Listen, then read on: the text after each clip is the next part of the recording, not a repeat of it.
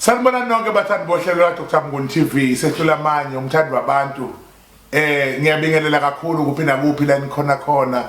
bantu abamnuke ngiyanithanda ngothando olukhulu oluyisimangaliso ngizokhuluma nani namhlanje ngizocela nje ukukhuluma isimanga esithi bafowethu kukhona imvelo kaNkuluNkulu ongeke ukwazi ukuyishintsha kukhona imvelo eyenza ukuthi uphile ngayo wena siqu sakho hayi enye into kodwa yona angeke uphile ngaphandle kwayo imvelo ke leyo engizokhuluma ngayo namhlanje amanzi uza kuthiwa khona amanzi amnyama khona amanzi amhlophe izinto ezikhona lezo amanzi amnyama asetshenziswa emndenini asetshenziswa emzini omkhulu asetshenziswa ekhaya okuthiwa leli khaya leli impela bekunenhlanhla behamba kahle izinto kodwa sekwavela kwabheda kwafa kwamanzi amnyama athi umuntu mina hayi alungile amanzi amnyama mina ngizokwenza amanzi amhlophe okuyiwona engizocela ukuthi uma esetshenziswa alamanzi amhlophe ezovula la ekhaya evule inhlanhla evule izibusiso lamanzi amhlophe lokho imithi leyo umanzi amnyama umuthi obhedisa izinto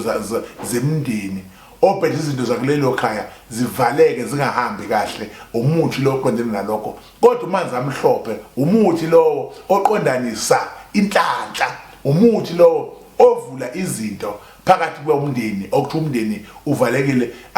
othi mawuthintile waphupha amanzi amhlophe uphupha ulwala phumpophoma phupha ofisha abamhlophe kuba ukuthi hayi but nenhlana nokuvaleka kwezinto kuzisusiwe awumfoka Mnguni hayi wavalela amanzi amnyama behlupha sesiphupha kahle into ekhona leyo kodwa ke angizili ukukhuluma ngalokho ngizokhuluma mina ngamanzi manzi angeke isihlahla sikhule singawatholi amanzi okuphuza phansi impande zawo nawe angeke uphile angeke ube nalo igazi ngisho inkomo ngisho imbuzi ngeke iphile ingawaphuza amanzi kunento ayenzayo emzimbeni womuntu amanzi wona enza ukuthi kube khona ukudla ngoba ukudla kutshalwa phansi okunye kuze kuchelelwe ngoba kuneli ngamanzi okwadonsa phansi kufuneka azothelwa so ke uma umuntu ulungisa into zakho zingalungi ulungisa into zakho zingakhanyi athi hayi ngosenza umuthi awuyohamba uyothola iwasho awuyohamba uyothola amanzi yinto le esebenzayo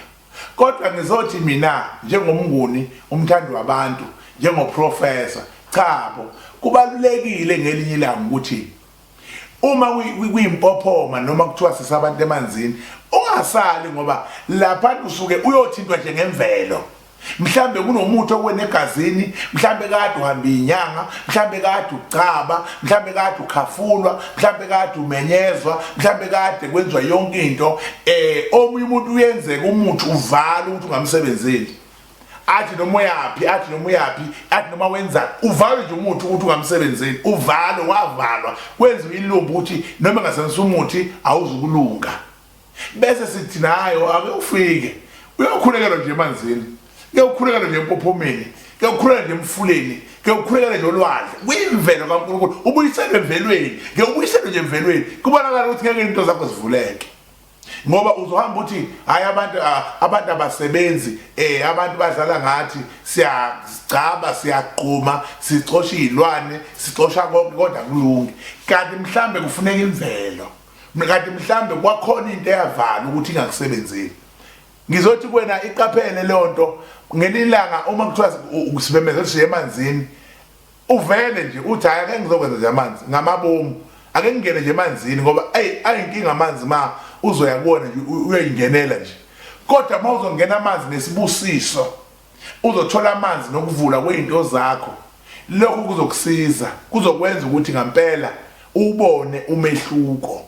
ingakho amanzi edayisa ngisho emasontweni kuthiwa kudayiswa amanzi ayatholakala amanzi athile ingoba abantu babuyelwe ingqondo ukuthi imvelo ibalulekile ngoba uphila nje uphila kuyona imvelo ake uthi mawunenkinga ke ukhulumise imvelo uzokwazi ngempela ukuthi usizakala kodwa imvelo ibe nani nesibusiso. Amanzi empophoma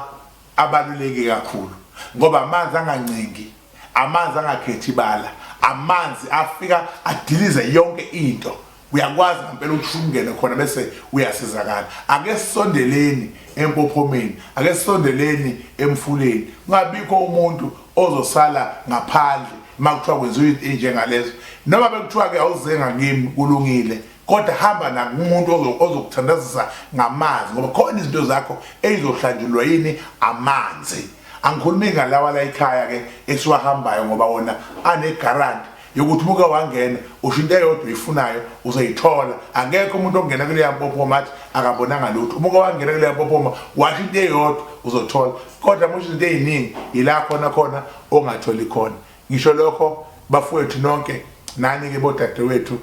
ukuthi ke cha ayikho into enhle njengokulalela izinto esuke zikhulunywa. Niyeke ukujala abantu abahambe beposta izimali ezingaka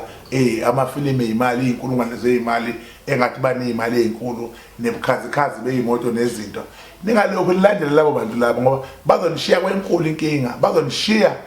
nigijimene nanaka ubukhazikhazi babo bese kuba inkinga. Into engifuna ukunitshela yona futhi,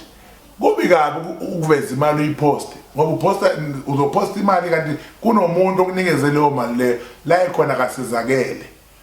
Uyakhala ukhala imathozi wena ubhizi postana nemali akhokhele ngayo. Yingakho ke la kaMnguni singaposti. Yingakho nje thina sikhuluma iqiniso lokuthi abantu abaphile ukuposta izimali akusisizi ngalutho. Futhi nawe umbukele ekhaya akukusizi ukubona ukuthi ngiphethe imali engaka namhlanje noma ngiphethe ini ngoba wena into oyifuna kumina yini ukusiza kala. Yilokho ke ngicela ukuthi nikwazi ukuthi laba abantu bobukhazikhazi yibona laba abantu abafuna nibalandela ngobukhazikhazi kodwa abantu hayi ngoba beneqiniso ukuthi bayanelapha. Nizogijima ngobukhazikhazi kodwa gcineni kosuku ubuye ungaphethe lutho, ubuye ungasazakali ngalutho ngoba ulandele into yobukhazikhazi, awulandelanga injululwazi